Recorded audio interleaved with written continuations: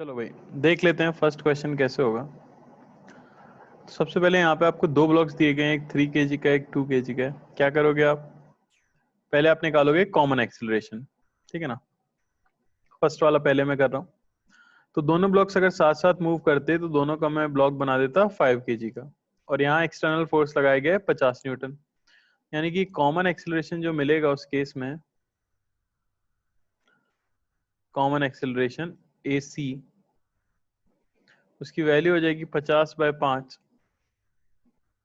यानी कि 10 मीटर पर सेकेंड स्क्वायर। तो ये है कॉमन एक्सेलरेशन। उसके बाद हम क्या करते हैं, उसके बाद हम ये देख लेते हैं कि भाई किसका एक्सेलरेशन ज्यादा है उसके ऊपर फ्रिक्शन पीछे लगना चाहिए। ये हमने ट्रिक सीख ली थी, ठीक है ना। अगर आप ये नहीं सीखना चाहते तो आप क्या करते थे, किसी एक पे फ्रिक्शन लगा देते थे और कैलकुलेट कर लेते थे मैक्सिमम वैल्यू क्या होगी उसके एक्सेलरेशन की। तो अगर फ्रिक्शन की पहले मैं मैक्सिमम वैल्यू की बात करूं तो वो वैल्यू कितनी आ जाएगी, वो आ जाएगी म्यू mg, यानी 0.5 इंटू mg, जो कि कितना है आपका 20, यानी कि 10 न्यूटन। लेकिन अब एक बात सोचो आप, फ्रिक्शन कब लगता है? फ्रिक्शन कब लगाते हैं हम फ्रिक्शन तब लगाते हैं जब ब्लॉक्स के बीच में रिलेटिव मोशन हो रहा हो या रिलेटिव मोशन होने की टेंडेंसी हो। इस केस में ऊपर वाले ब्लॉक का एक्सेलरेशन अगर फ्रिक्शन नहीं होता तो कितना होता? तो आप देखते कि इसका होता 20/2 यानी 10 मीटर पर सेकेंड स्क्वायर। अगर फ्रिक्शन नहीं होता तो सिर्फ नीचे वाले का कितना होता? तो वो होता 30/3 यानी कि 10 मीटर पर सेकेंड स्क्वायर। अगर फ्रिक्शन ना भी एक्ट करे तो भी क्या इनके बीच में रिलेटिव मोशन होने की कोई संभावना है? क्या कोई पॉसिबिलिटी है कि इनके बीच में रिलेटिव मोशन हो सके? नहीं। जब आपको पता है कि इनके बीच में कोई रिलेटिव मोशन नहीं हो सकता, दोनों एक ही एक्सेलरेशन से चलना चाह रहे हैं और वही इक्वल भी आ रहा है कॉमन एक्सेलरेशन के, तो हम सीधे से भी बता सकते हैं कि दोनों ब्लॉक्स कॉमन एक्सेलरेशन से ही चलेंगे। और आंसर हमें क्या मिलेगा, acceleration of A is equal to acceleration of B is 10 meter पर सेकेंड स्क्वायर। आप ऐसा सोच के देखो ना कि आपने फ्रिक्शन अगर कहीं भी लगाया, मान लो आपने ए के ऊपर आगे फ्रिक्शन लगाया, तो इसका एक्सेलरेशन 10 से बड़ा हो जाएगा, और बी पे ऑब्वियसली फ्रिक्शन पीछे लगेगा तो उसका एक्सेलरेशन 10 से कम हो जाएगा। तो ये तो गड़बड़ हो गई, फ्रिक्शन लगने की वजह से उल्टा रिलेटिव मोशन होने लग गया। तो एक क्वेश्चन में आपको यही सोचना था कि भाई यहाँ रिलेटिव मोशन की कोई टेंडेंसी तो है ही नहीं, तो हमें फ्रिक्शन को लगाना ही नहीं चाहिए। बात समझ आई क्या? क्या क्लियर है सभी को? सेकंड वाला देख लेते हैं।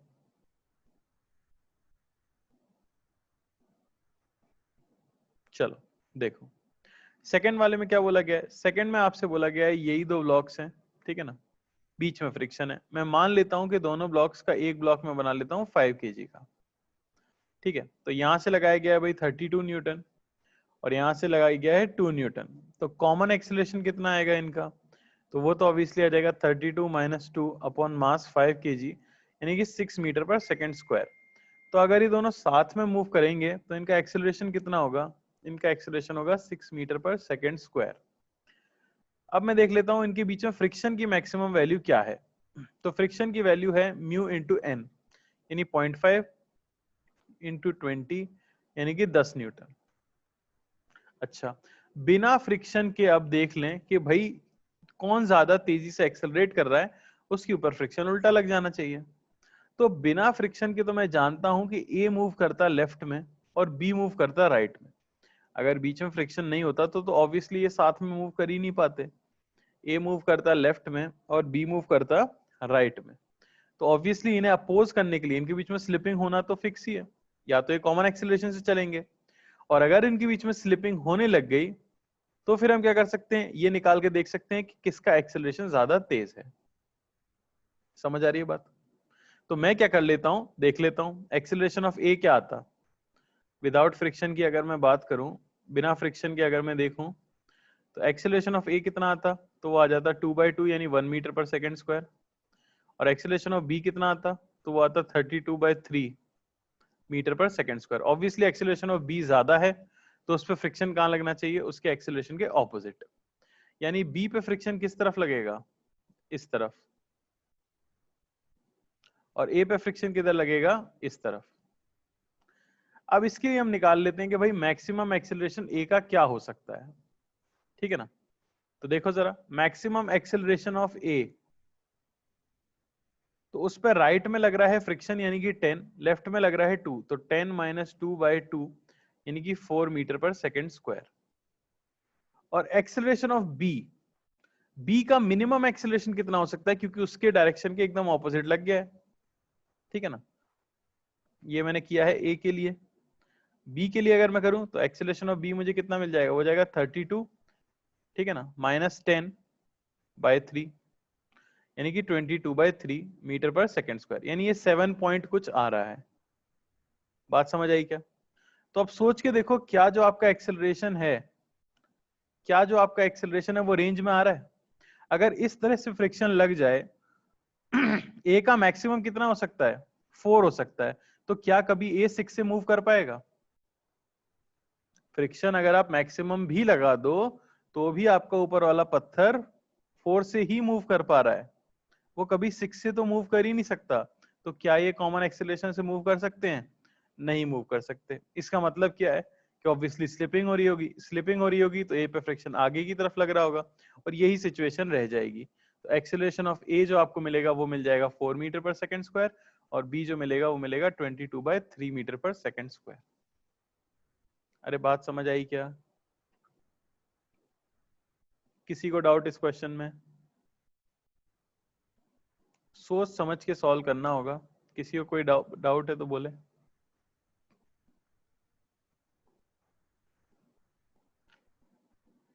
नहीं है किसी को कोई डाउट?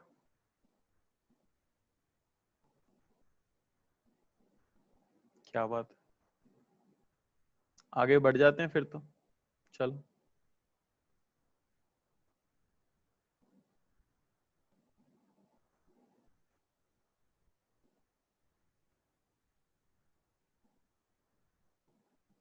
तो थोड़ा अच्छा क्वेश्चन है ये, एडवांस टाइप का, थोड़ा सोच समझ के सॉल्व करना।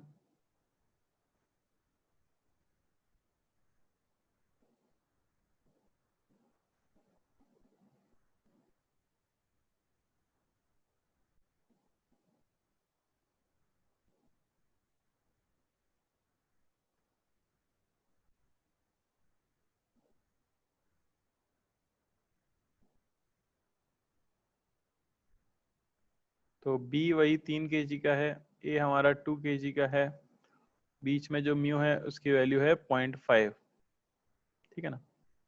तो पूछी जा रही है आपसे value, minimum value of F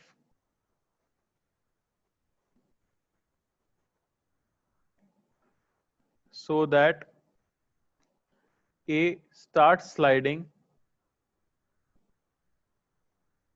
on B। बताओ।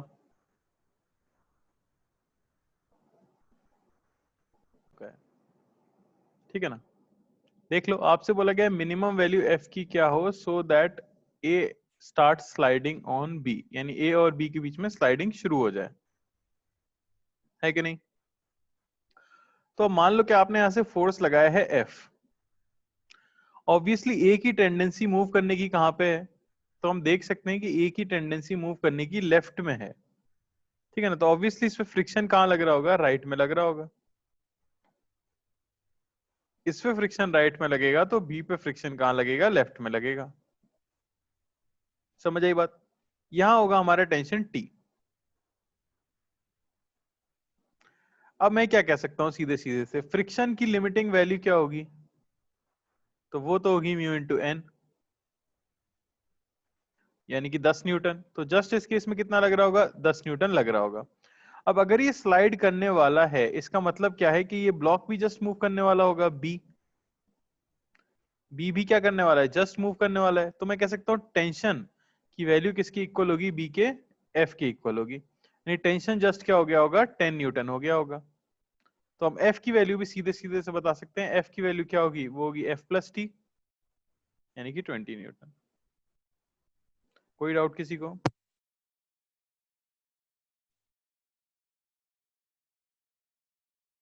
तो क्वेश्चन आसान ही था, बस कई बार लोग क्या होता है टेंशन में कंफ्यूज हो जाते हैं। बात समझ आई? ठीक है ना।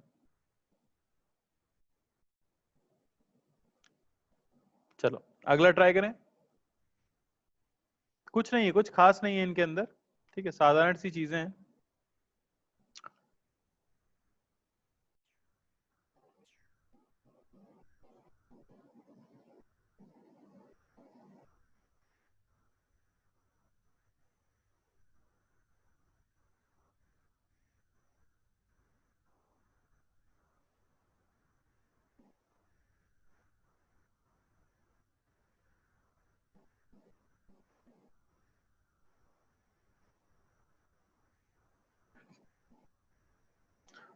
ठीक है ना भाई, तो सारे सरफेसेस के लिए म्यू हमारा 0.5 है। ये आपका 5 kg का ब्लॉक है, ये आपका 2 kg का ब्लॉक है, और ये आपका 3 kg का ब्लॉक है। ठीक है ना, इसे नाम ए दे देता हूं मैं, इसे नाम बी दे देता हूं मैं।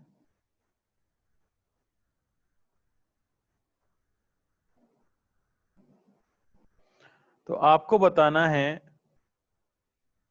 F, the value of F, the value of F so that A accelerates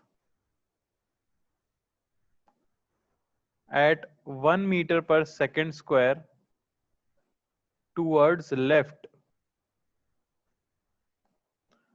with respect to C।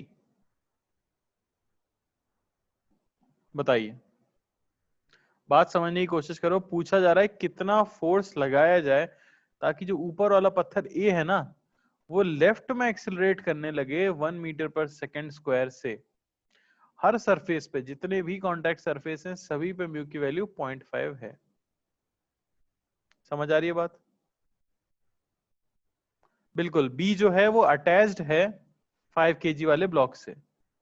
यहाँ पे कनेक्शन है, दिख रहा है आपको, कांटेक्ट है यहाँ पे। टाइम लेना अपना, सही करना है हमें एकदम, ठीक है। हाँ, तो सबसे पहली बात तो आपको क्वेश्चन में ये पढ़ना चाहिए कि इट एक्सेलरेट्स एट 1 मीटर पर second square towards left with respect to C. तो क्योंकि बात हो रही है सी यानी कि सबसे बड़े ब्लॉक के रिस्पेक्ट में, तो बेटर होगा कि मैं किसके ऊपर बैठ जाऊं, सबसे बड़े ब्लॉक के ऊपर ही बैठ जाऊं, और फिर पूरे मोशन को स्टडी करूं।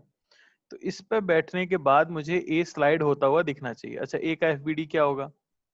तो ए का एफबीडी सिर्फ एक्स वाले फोर्सेस से मुझे मतलब है, ठीक है। सबसे पहले रस्सी है तो टेंशन लगेगा, और हमें इसका एक्सीलरेशन चाहिए लेफ्ट में कितना, 1 मीटर पर सेकेंड स्क्वायर। अब आप सोच के बताओ, अगर ये पत्थर लेफ्ट में एक्सेलरेट कर रहा है तो इस पे फ्रिक्शन किधर लगना चाहिए?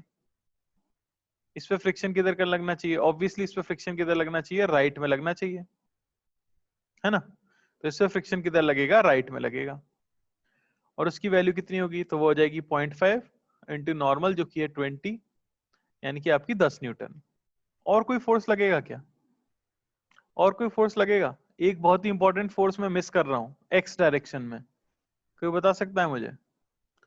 बिल्कुल, स्यूडो फोर्स। आप एक्सिलरेटेड फ्रेम पे बैठ गए हो, देखो सी भी तो एक्सिलरेट कर रहा होगा राइट में, क्योंकि आपने फोर्स लगाया है।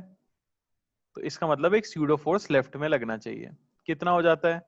मास ऑफ ब्लॉक जिसका एफबीडी आपने बनाया यानी 2 kg into acceleration of frame. 1 नहीं लूंगा मैं acceleration, acceleration of frame. Frame कौन है? सी। तो एक्सिलरेशन ऑफ सी मान लो राइट में था AC, तो मैं यहाँ पे क्या लगाऊंगा? 2 इंटू AC। अरे ये तो फ्रेम में बैठने के बाद इसका एक्सेलरेशन 1 है, पर आपको तो एक्सेलरेशन किसका लेना होता है? फ्रेम का। अब इक्वेशन लिख देते हैं।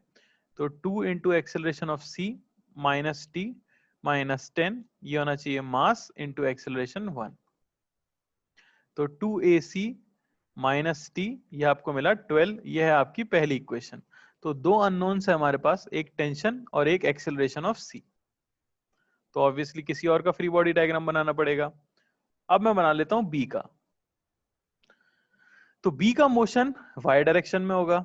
अच्छा, अगर ए लेफ्ट में जा रहा है 1 मीटर पर सेकेंड स्क्वायर से, तो बी ऊपर जा रहा होगा 1 मीटर पर सेकेंड स्क्वायर से। क्यों? क्योंकि ये एक ही रस्सी से कनेक्टेड है। तो सी के रिस्पेक्ट में तो स्ट्रिंग कंस्टेंट अगर लगता है तो ए लेफ्ट में गया अगर 1 मीटर पर सेकेंड स्क्वायर से, तो बी को ऊपर जाना पड़ेगा 1 मीटर पर सेकेंड स्क्वायर से। इसका मतलब मुझे वाई डायरेक्शन के फोर्सेस ड्रॉ कर लेने चाहिए। बात समझ आ रही है कि नहीं? बी में ही कई लोग गलती करते हैं, तो इसलिए इसी को ध्यान से देखना जरा। बी पे सबसे पहले लगेगा mg जो कि है 30, एक टेंशन लग जाएगा ऊपर जो कि है T, और क्या लगेगा, और मुझे स्यूडो फोर्स भी लगाना पड़ेगा, क्योंकि आपका जो फ्रेम है C वो राइट में एक्सेलरेट हो रहा है, तो स्यूडो फोर्स लेफ्ट में लगेगा कितना, ma, मास ऑफ B यानी 3 इंटू एक्सेलरेशन ऑफ C। अच्छा, कांटेक्ट है तो नॉर्मल भी लगेगा। नॉर्मल किधर लगेगा, इधर। अच्छा, फ्रिक्शन किधर लगेगा, तो B जो है C के ऊपर स्लाइड कर रहा है ऊपर। समझ आ रही है ना, फील करके देखो। B इससे कांटेक्ट में रहते हुए स्लाइड कर रहा है ऊपर, तो B पे फ्रिक्शन कहां लग रहा होगा, नीचे। अरे भाई बात समझ आई क्या? अच्छा, नॉर्मल की वैल्यू कितनी होगी, नॉर्मल की वैल्यू होगी 3ac। देख सकते हैं हम FBD से x डायरेक्शन के फोर्स को बैलेंस करके। और y में अगर इक्वेशन लिखूं तो ऊपर लग रहा है t, नीचे लग रहा है 30, नीचे लग रहा है फ्रिक्शन जिसकी वैल्यू होगी म्यू और इंटू नॉर्मल। ये होना चाहिए मास इंटू एक्सेलरेशन, हमें पता है 1। तो यहां से आपको क्या मिला, यहां से मिला t minus 30 minus 0.5 into normal की वैल्यू लिख देता हूं 3ac, ये होना चाहिए 3, यानी t माइनस 3/2ac, ये होना चाहिए 33। ये है मेरी इक्वेशन नंबर 3। अरे बात समझ आई क्या? मैंने दोनों के FBD से इक्वेशन बनाई है। अच्छा, अब मुझे किससे मतलब है, तो मुझे तो सिर्फ C के एक्सेलरेशन से मतलब है, ठीक है ना, वो मैं निकाल लेता हूं। तो दो इक्वेशन आप देख सकते हो, 2ac minus T is equal to 12 and t minus 3/2ac is equal to 33। दोनों को ऐड कर देता हूं मैं, तो यहां से मिल जाएगा ac/2, ये हो जाना चाहिए हमारे पास 45, और AC हमें मिल गया कितना, 90 मीटर पर सेकेंड स्क्वायर। बाप रे बाप, मैंने सही सॉल्व किया है क्या? देखना कोई मिस्टेक तो नहीं है। 2ac minus T is equal to 12, कोई मिस्टेक तो नहीं है?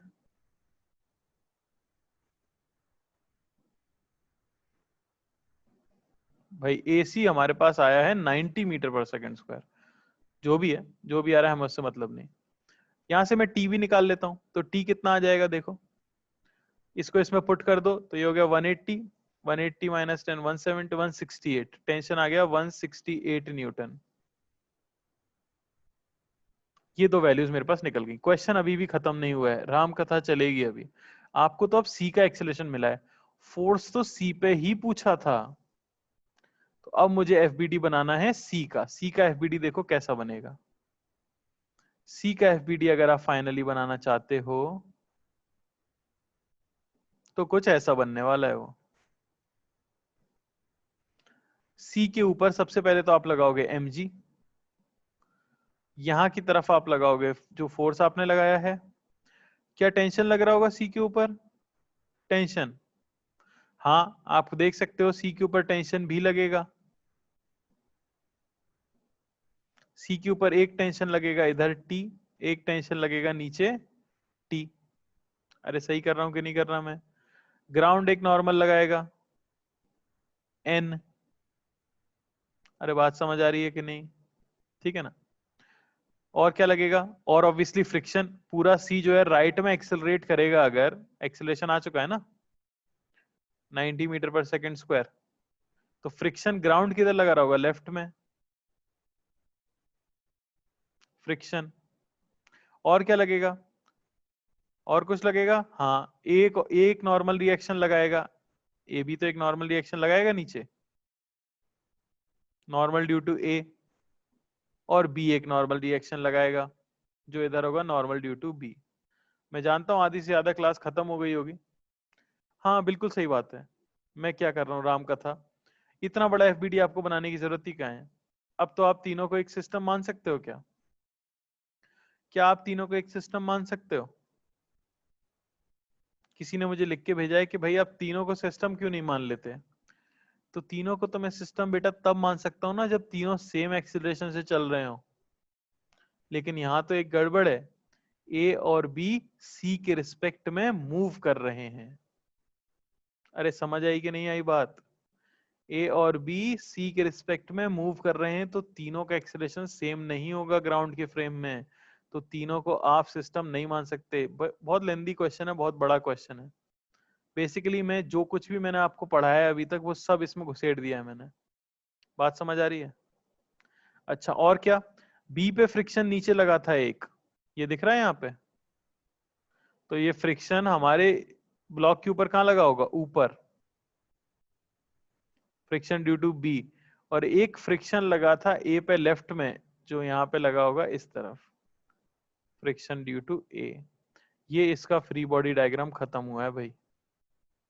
अरे बात समझ आ रही है कि नहीं? ये इसका फ्री बॉडी डायग्राम खत्म हुआ है, समझ पा रहे हो? अब हमें यहाँ पे लिखनी पड़ेगी इक्वेशन, जो कि क्या होगी? जो कि होगी F minus N B minus F minus T. देखो लेफ्ट वाले फोर्स कौन कौन से हैं, मैं ड्रॉ करके दिखा देता हूं। एन बी लग रहा है लेफ्ट में, टी लग रहा है लेफ्ट में, और क्या लग रहा है? ये एफ लग रहा है लेफ्ट में, और राइट में सिर्फ लग रहा है कैपिटल एफ। ये होना चाहिए मास ऑफ सी, जो कि कितना है? 5 kg, इंटू एक्सेलरेशन जो कि है 90 मीटर पर सेकेंड स्क्वायर। अरे बात समझ आई क्या? हाँ, फ्रिक्शन ड्यू टू ए भी है, भूल गया था मैं, माइनस एफ ए। अरे बात समझ आ रही है? सब कुछ आप कैलकुलेट कर चुके हो, यहाँ अननोन कुछ नहीं है, अननोन सिर्फ कैपिटल एफ है, बाकी हर चीज की वैल्यू निकल चुकी है। दिख रहा है ना? AC आ गया है तो नॉर्मल ड्यू टू बी भी आ गया है, यही तो नॉर्मल ड्यू टू बी है। चलो मैं सॉल्व कर ही देता हूँ, इतना कचरा किया है तो थोड़ा सा और सही। तो F minus normal due to B, normal due to B क्या होगा? 3 times acceleration of C minus friction. Friction क्या लगेगा? तो वो लगेगा 0.5 इंटू वाई में फोर्सेस। देखो वाई में फोर्सेस नॉर्मल ऊपर लग रहा है, ये इक्वल होना चाहिए, नीचे लगने वाला टेंशन है, ऊपर लगने वाला एफ बी है, और नीचे लगने वाला एम जी है, नीचे लगने वाला एन ए है। बहुत बड़ा है भाई। तो बेसिकली मैं लिख सकता हूं नॉर्मल की वैल्यू क्या होगी? नॉर्मल की वैल्यू होगी normal due to A plus M G plus tension minus friction due to B. अरे बात समझ आई क्या? ये होगा आपका नॉर्मल ड्यू टू ग्राउंड। समझ आ रही है बात? माइनस टी, और ये होना चाहिए हमारा 450। नॉर्मल ड्यू टू ए हमें पता है 2 kg का ब्लॉक है तो 20 न्यूटन। एम जी हमें पता है कितना है? 500। टेंशन में निकाल चुका हूं 168। फ्रिक्शन ड्यू टू बी वो भी हम निकाल चुके हैं, बी का फ्रिक्शन कितना आ जाएगा? Mu into 3AC। तो ये बेसिकली है 0.5 इंटू 3 इंटू 90, माइनस टी आप निकाल चुके हो 168। तो ये गंदी सी कैलकुलेशन है, ठीक है ना, जिसे हमें सॉल्व करना है। एम जी 50 न्यूटन होगा, जिसे हमें सॉल्व करना है, और तब आंसर आएगा। तो देखो क्वेश्चन आपको टफ लग रहा होगा, क्वेश्चन आपको टफ लग रहा होगा, और वो इस वजह से लग रहा होगा क्योंकि बहुत लेंदी हो गया है। पर कंसेप्चुअली अगर आप देखो तो उतना मुश्किल नहीं था। अरे बात समझ आ रही है नहीं? क्या कंसेप्चुअली समझ आया आपको मैंने कैसे किया है क्वेश्चन? एटलीस्ट, है ना? ठीक है,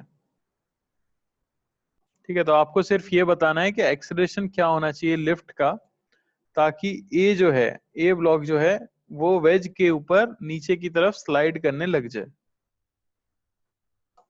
ठीक है,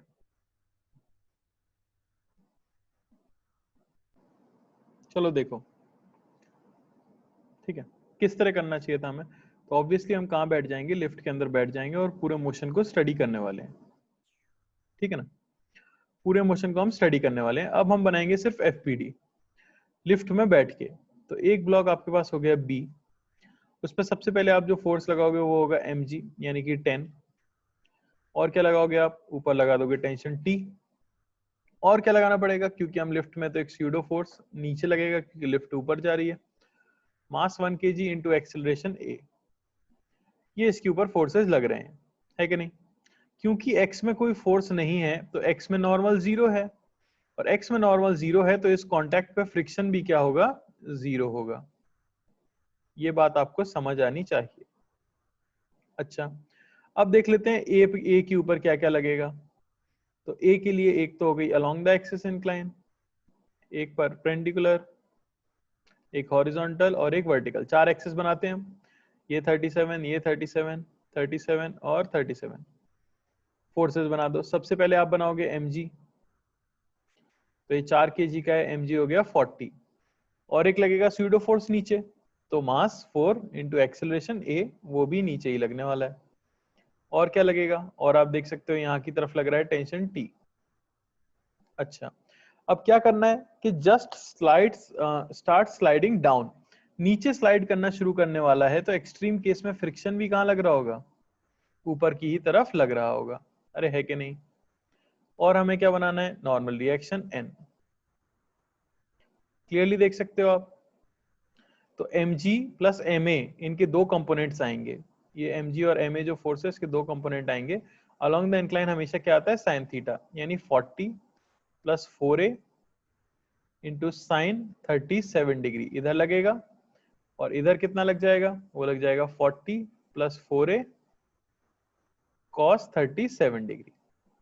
अच्छा, b इक्विलिब्रियम में है, तो b के लिए इक्वेशन में क्या कह सकता हूँ, t इक्वल होना चाहिए 10 प्लस a। अरे समझ आई क्या बात। तो पहली इक्वेशन ये हो गई आपकी, t इक्वल होना चाहिए 10 प्लस a। यहां मैं फ्रिक्शन निकाल लेता हूं, तो फ्रिक्शन होगा म्यू इंटू नॉर्मल, तो ये हो गया 0.5। नॉर्मल की वैल्यू आप देख सकते हो, वो इक्वल है 40 plus 4a into 4/5 cos 37 degree. ये फ्रिक्शन आ गया है, तो अलोंग द इंक्लाइन फोर्सेस को बैलेंस कर दो, अलोंग द इंक्लाइन फोर्सेस को बैलेंस कर दो, यानी 40 plus 4a sine 37 degree 3/5, this must be equal to t plus f, यानी कि t प्लस फ्रिक्शन हमें पता ही है, उसकी वैल्यू पुट कर देते हैं 0.5 इंटू 4/5 इंटू 40 प्लस 4a। अरे समझ आई क्या बात। t की वैल्यू भी उठा के यहीं पे रख दो, कितना मिल रहा है हमें, तो ये मिल रहा है आपको 40 प्लस 4a, ठीक है ना, इंटू ये हो गया आपका 3/5 माइनस 2/5, यानी कि 1/5। ये हो जाना चाहिए किसकी इक्वल, t, यानी कि 10 प्लस a। अरे क्लियर है कि नहीं। ये आपको मिल गया 8 प्लस 4a/5, ये होना चाहिए 10 प्लस a, ठीक है ना। यहां से हमें मिल रहा है 2, ये इक्वल होना चाहिए माइनस a/5, और a की वैल्यू हमें कितनी मिल जाएगी, -10 मीटर पर सेकेंड स्क्वायर। क्या मतलब है -10 मीटर पर सेकेंड स्क्वायर का, -10 मीटर पर सेकेंड स्क्वायर का मतलब ये है कि भाई लिफ्ट किधर एक्सेलरेट करनी चाहिए, नीचे की तरफ, और कितने से एक्सेलरेट करनी चाहिए, जी से एक्सेलरेट करनी चाहिए। अब इस बात का सेंस ही खत्म हो गया। अगर लिफ्ट नीचे की तरफ जी से एक्सेलरेट कर रही है, यानी लिफ्ट का क्या हो रहा है, फ्री फॉल। लिफ्ट का क्या हो रहा है, फ्री फॉल। तो कांटेक्ट ही खत्म हो जाएगा। अगर कांटेक्ट ही खत्म हो जाएगा तो ऑब्वियसली फिर वो स्लाइड नीचे करती हुई दिखेगी। तो हम क्या कह देंगे कि no such value of acceleration is possible, no such value of acceleration is possible. ऐसा पॉसिबल नहीं है कि आप उसे नीचे स्लाइड करा सको, क्योंकि कांटेक्ट ही छूट गया। तो अब स्लाइड करने का मतलब ही क्या हुआ, है कि नहीं। ये क्या मतलब हुआ, मतलब बेटा ये का मतलब सिंपल सा है, आपने सॉल्व करके देखा, आपका आंसर नेगेटिव आया, इसका मतलब कि हमें लिफ्ट को नीचे लेके जाना है। तो नीचे लेके जाना है, और वो भी नॉर्मल वैल्यू नहीं आ रही है, आपकी वैल्यू जी आ गई है। तो अगर आप लिफ्ट को जी या जी से ज्यादा एक्सेलरेशन से नीचे लेके जाओगे, तो ब्लॉक्स का वेज से कांटेक्ट ही हट जाएगा। बात समझ आ रही है, नॉर्मल ही जीरो हो जाएगा, फ्रिक्शन ही जीरो हो जाएगा, तो क्वेश्चन ही नहीं बचेगा। तो वो चीज पॉसिबल नहीं है। तो हम क्या कह देंगे, ऐसी कोई वैल्यू एग्जिस्ट नहीं करती जिसके लिए कांटेक्ट मेंटेन करते हुए ब्लॉक जो है स्लाइड कर सके डाउन। अरे समझ आया। तो ये सब थोड़े ट्रिकी क्वेश्चन थे जो आपको थोड़ा कंफ्यूज कर सकते हैं, ठीक है ना। चैप्टर तो हमारा जो है वो समाप्त हो चुका है यहाँ पे।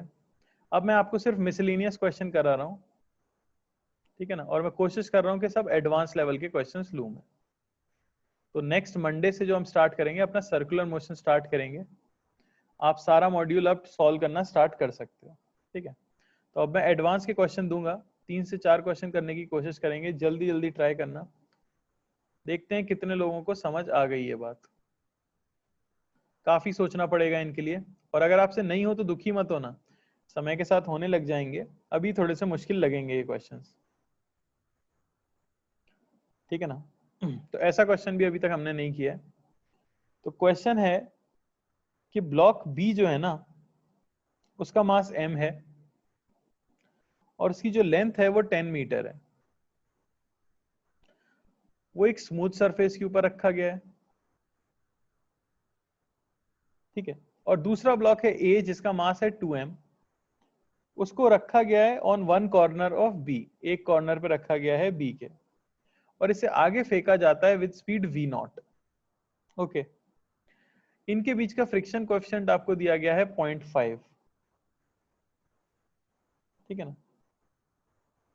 तो आपको बताना है what is the minimum value of v0, minimum value of v0 so that a falls off block B। बात समझने की कोशिश करो, आपने आगे की तरफ उसको फेंका है तो पूछा जा रहा है कि मिनिमम स्पीड आप कितनी दो ताकि जो आपका ब्लॉक है वो ब्लॉक बी से नीचे गिर जाए, यानी दूसरी साइड से नीचे गिर जाए। उसकी लेंथ क्योंकि क्वेश्चन में दी गई है इसलिए ऐसा क्वेश्चन पूछा जा सकता है। अगर लेंथ नहीं देते तो फिर ऐसे क्वेश्चंस नहीं आते, हम हमेशा पॉइंट ऑब्जेक्ट मानते हैं, लेकिन क्योंकि उन्होंने शेप और साइज दे दिया है तो हमें ये कंसीडर करना है। एडवांस का क्वेश्चन है, टाइम लो, सोच समझ के सॉल्व करो और बताओ आंसर क्या आएगा।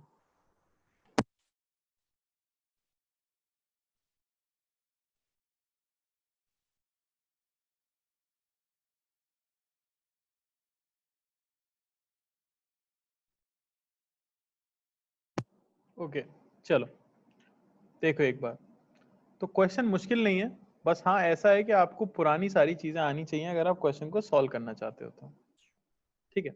सबसे पहले तो ये बताओ कि नीचे वाला ब्लॉक तो रेस्ट पे है, जैसे ही आप ऊपर वाले ब्लॉक को स्पीड दोगे क्या नीचे वाला ब्लॉक इंस्टेंटेनियसली उसी स्पीड से मूव कर सकता है? नहीं, नहीं कर सकता। तो ऑब्वियसली स्लिपिंग तो होने वाली है, ठीक है ना, slipping will take place, slipping will take place, ये तो मैं श्योर हूं। अगर स्लिपिंग होगी दोनों के बीच की यानी कि फ्रिक्शन भी एक्ट करेगा, ठीक है ना। फ्रिक्शन कितना एक्ट करेगा तो वो देख लो आप, इस सरफेस की हम बात कर रहे हैं तो यहाँ पे नॉर्मल कितना होगा, तो उसके लिए मैं ए का एफपीडी बना लेता हूं। भाई ए के ऊपर mg लग जाएगा, नीचे 2mg, और नॉर्मल लग जाएगा ऊपर। तो इस सरफेस के लिए जो नॉर्मल हो गया उसकी वैल्यू क्या हो गई, वो ऑब्वियसली हो गई 2mg। तो फ्रिक्शन हो गया आपके पास 2μmg। और ए के ऊपर फ्रिक्शन किधर लगेगा, आप देख सकते हो, अगर आप बी होते तो ए किस तरफ चलता हुआ दिख रहा है, राइट की तरफ, ये मैंने सिखाया था। तो ए पे फ्रिक्शन कहां लगेगा, लेफ्ट की तरफ। तो क्या आप मुझे एक्सेलरेशन ऑफ ए बता सकते हो? एक्सेलरेशन ऑफ ए नेगेटिव आएगा क्योंकि इसकी वेलोसिटी आगे की तरफ आपने दी है, पर इस पे फोर्स किधर लग रहा है, पीछे। तो माइनस 2μmg बाय मास है इसका 2m, यानी कि माइनस म्यूजी एक्सेलरेशन है ए का अगर आप राइट की डायरेक्शन को पॉजिटिव लेते हो तो। आई होप इसमें किसी को कोई डाउट ना हो। अच्छा, अगर ए पे फ्रिक्शन लगा है तो किसने लगाया है, बी ने लगाया है, तो ऑब्वियसली बी पे भी फ्रिक्शन लगेगा। और एक्शन रिएक्शन पेयर बनता है, ए पे लेफ्ट में लगा है तो बी पे किधर लगा होगा, राइट में लगा होगा। कितना, इक्वल 2μmg। क्या बी पे एक्स डायरेक्शन में और कोई फोर्स लग रहा है, नहीं। तो बी एक्सेलरेट किधर करेगा, राइट की तरफ एक्सेलरेट करेगा। एक्सेलरेशन ऑफ बी बोल देता हूं मैं A B. Acceleration of B क्या होगा, नेट फोर्स एक्स डायरेक्शन में अपॉन इसका मास दिया गया है आपको m, यानी कि 2μg। तो अब आप परिस्थिति समझने की कोशिश करो। क्वेश्चन ये है आपका कि जैसे ही आपने इसे वेलोसिटी दी है v0, जैसे ही आपने इसे वेलोसिटी दी है v0, ये हमारा a हो गया, ये हमारा b हो गया। तो इसका तो रिटार्डेशन हो रहा है, मैं वैल्यूज लिख रहा हूं। a का तो रिटार्डेशन हो रहा है, यानी इसका पीछे एक्सेलरेशन है म्यू जी, और b का जो है आगे एक्सेलरेशन है 2 म्यू जी, और ये दूरी है 10 मीटर। तो अगर मैं चाहता हूं कि a जो है वो b के ऊपर से गिर जाए, तो a को एटलीस्ट कहां पहुंच जाना चाहिए, दूसरे एंड पे पहुंच जाना चाहिए। तो क्यों ना मैं मोशन देखूं विद रिस्पेक्ट टू b। जब भी हम किसी के रिस्पेक्ट में मोशन देखते हैं तो उसके डेटा को हम रिवर्स करके किस में जोड़ देते हैं, दूसरी वाली ऑब्जेक्ट में जोड़ देते हैं। तो b को तो मैंने ले लिया रेस्ट पे। अच्छा, a के पास क्या क्या है, a के पास अपनी वेलोसिटी है v0, है कि नहीं, खुद का एक्सेलरेशन है, रिटार्डेशन जिसे मैं कह सकता हूं म्यू जी पीछे की तरफ, और b का भी मुझे कहां जोड़ना पड़ेगा, उल्टे डायरेक्शन में 2 म्यू जी। यानी आप एक चीज सीधी सीधी देख सकते हो कि a की अगर मैं बात करूं तो a के पास आगे स्पीड है v0, लेकिन नेट रिटार्डेशन पीछे है 3 म्यू जी। अब ये दूरी है 10 मीटर। अगर आप चाहते हो कि a जो है b के रिस्पेक्ट में दूसरे कोने पे जाके नीचे गिर जाए, तो 10 मीटर चलने के बाद इसकी स्पीड क्या हो जानी चाहिए, जस्ट 0 हो जानी चाहिए। अगर 10 मीटर चलने से पहले स्पीड 0 हो गई तो यहीं कहीं रुक जाएगा। 10 मीटर चलने के बाद 0 हुई रिलेटिव में, तो ऑब्वियसली आगे जाके गिरेगा, पर हमें मिनिमम चाहिए था।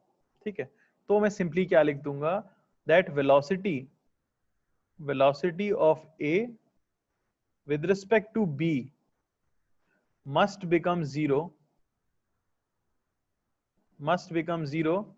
after relative displacement of 10 meters। तो भाई यहां वेलोसिटी आपको जीरो करनी है, क्या लगा देना चाहिए, v square is equal to U square minus 2as। Retardation हो रहा है ऑब्वियसली, तो यही इक्वेशन में क्या करूंगा, सिंपली अप्लाई कर दूंगा। फाइनल स्पीड होनी चाहिए 0, इनिशियली है v0, रिटार्डेशन हो रहा है -3 म्यू जी, और इनटू चलना है कितना, 10 मीटर। v0 की वैल्यू आपको मिल जाएगी √3 इंटू म्यू है आपका 0.5 इंटू 10 अरे समझ आया कि नहीं, v0 की वैल्यू आपको मिल गई कितनी, √150। सही है ना, कुछ गलत हुआ क्या, एक सेकंड देखना जरा। अच्छा 2 गायब हो गया, वही मैं कहूँ कुछ ना कुछ तो गड़बड़ हुई है।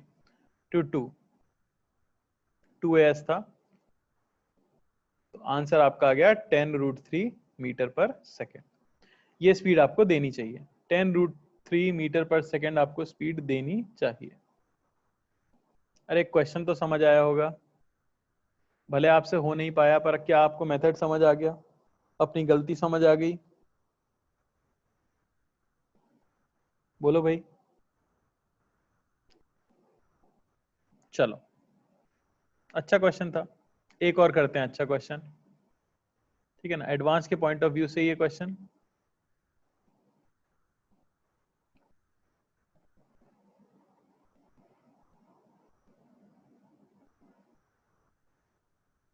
ठीक है, तो इस तरह से एक रॉड है जिसमें एक रिंग फंसी हुई है, और इस रिंग से कनेक्टेड है एक ब्लॉक।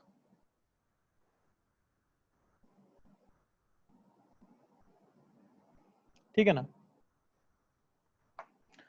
रिंग का नाम R ले लेते हैं, रिंग का मास जो है आपको m दिया गया है। ठीक है, ब्लॉक है जिसका मास 2m है, स्ट्रिंग आइडियल है, और जो थीटा है ये आपको 30 डिग्री दिया गया है। तो आपको बताना है एट दिस इंस्टेंट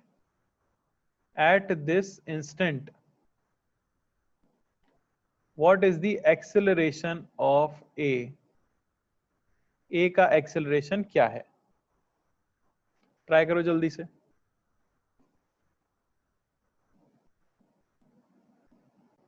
चलो भाई देख लेते हैं क्या होगा, ठीक है ना। तो आपसे क्या पूछा गया है, at this instant what will be the acceleration of A. तो मैं मान लेता हूं कि ए का एक्सेलरेशन नीचे की तरफ है ए, और रिंग का एक्सेलरेशन आगे की तरफ है कुछ बी। सबसे पहले तो मैंने ये मान लिया, टेंशन मान लेते हैं टी, यहाँ भी टेंशन होगा टी, इस पे नीचे लग जाएगा 2 mg। तो इसके लिए इक्वेशन अगर मैं लिखूं तो वो हो जाएगी 2mg माइनस टी, ये होना चाहिए 2m इंटू एक्सेलरेशन a। ये हो गई आपकी फर्स्ट रिलेशन।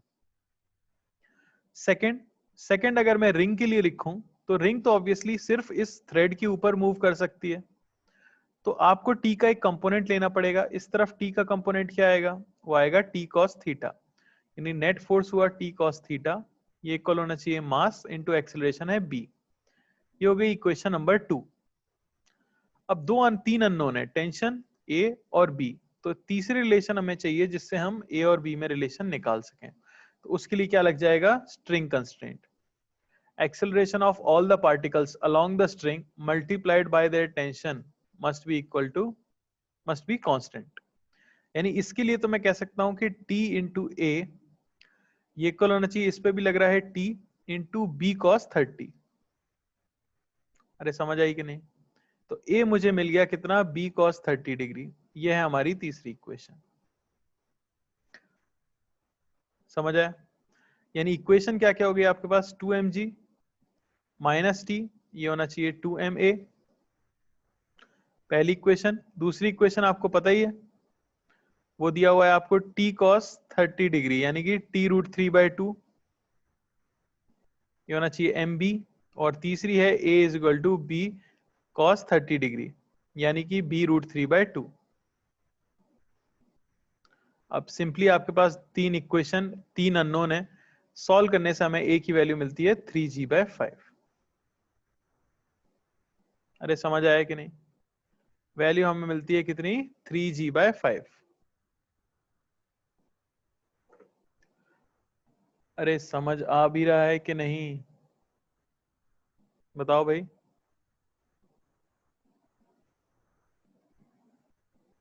समझ आ रहा है? सिंपल था। मेन तो इक्वेशन सॉल्व करना एंड में बचा है आपके पास। स्ट्रिंग कंस्ट्रेंट तो लगाना ही है, सोचना पड़ेगा आपको अपने आप, दोनों का एक्सेलेरेशन सेम थोड़ी होगा, ठीक है ना? ऐसे ही कई सारे क्वेश्चंस हैं, समय समय पे हम करते रहेंगे। तो मंडे को मैं स्टार्ट करूंगा सर्कुलर मोशन।